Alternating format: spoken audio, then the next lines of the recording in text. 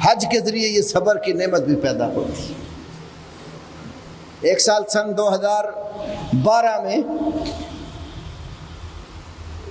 میں نے اپنے طواف ٹریول والوں کی طرف سے جتنے حجاج کرام گئے ہوئے تھے، عرفات کے میدان میں حج کے خطبہ کا ترجمہ کرنا تھا، تو بھائیوں نے کہا ہمارے ساتھ سواری پہ چلے، انہوں نے کہا نہیں میں نے جانا پیدل ہے، میں وہاں پہنچ جاؤں گا جہاں آپ بتائیں گے۔ خیر ہم پیدل حرم سے نکلے اور عرفات کے مینا سے نکلے ہم، تو عرفات کے میدان میں ظہر سے پہلے پہنچے، لیکن اتنا زیادہ رش تھا نمرہ مسجد سے آگے، تقریباً یہاں سے یہ پارک کی آخری نکر تک کا سفر ہوگا جو میں نے 3 گھنٹوں میں کیا۔ بھائی انتظار کر رہے، بار بار مجھے فون کر رہے ہیں، خطبہ شروع ہو گیا۔ تو اتنے مشکل ترین راستوں سے حاجی کے ساتھ حاجی جڑ کے کھڑا ہوا ہے، اتنا رش تھا کہ چلنا مشکل تھا۔ ایسی حالت میں انسان صبر نہیں کرے گا تو کیا کرے گا؟ بے صبری کرے گا تو اجر ضائع ہو جائے گا۔ تو اس طرح کے بہت سارے مشکلات انسان کو پیش آتے ہیں۔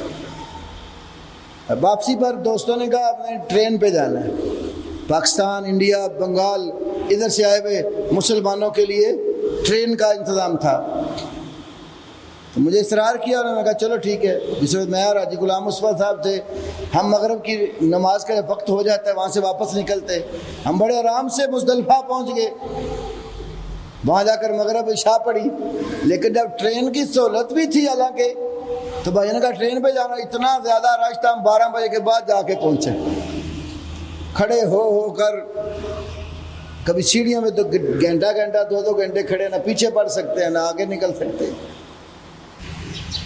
تو حج قربانی کا نام ہے، حج مشکلات کو برداشت کرنے کا نام ہے، حج کرنے سے اللہ صبر کی دولت دیتا ہے۔ نبی علیہ السلام نے عورتوں کا جو جہاد ہے، صحیح بخاری میں حدیث ہے، خواتین نے کہا نا جہاد میں ہمارا بھی کوئی حصہ، فرمایا تمہارا جہاد تمہارا حج کر لینا ہی ہے، کیونکہ جہاد میں بھی مشقت ہوتی ہے، حج میں بھی مشقت اٹھانی پڑتی ہے۔ تو یہ مشقتیں جب بندہ برداشت کرتا ہے تو اللہ کی نعمتیں اور نازل ہوتی ہیں۔ تو صبر بھی حج سے آتا ہے۔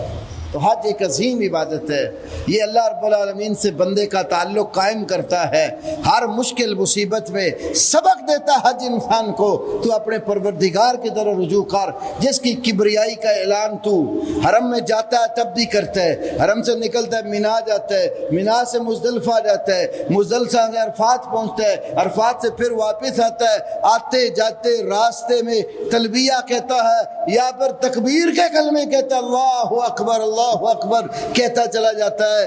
ہر 2 صورتوں میں اللہ رب العالمین کی کبریائی بیان کر کے یہ عقیدہ سیکھ لیتا ہے کہ میری تمام مشکلات کا حل کرنے والا ایک اللہ ہے، اسی اللہ کے در پہ میں جھکتا ہوں اور اسی کے آگے دستے سوال دراز کر کے تو میں اللہ سے مانگتا ہوں۔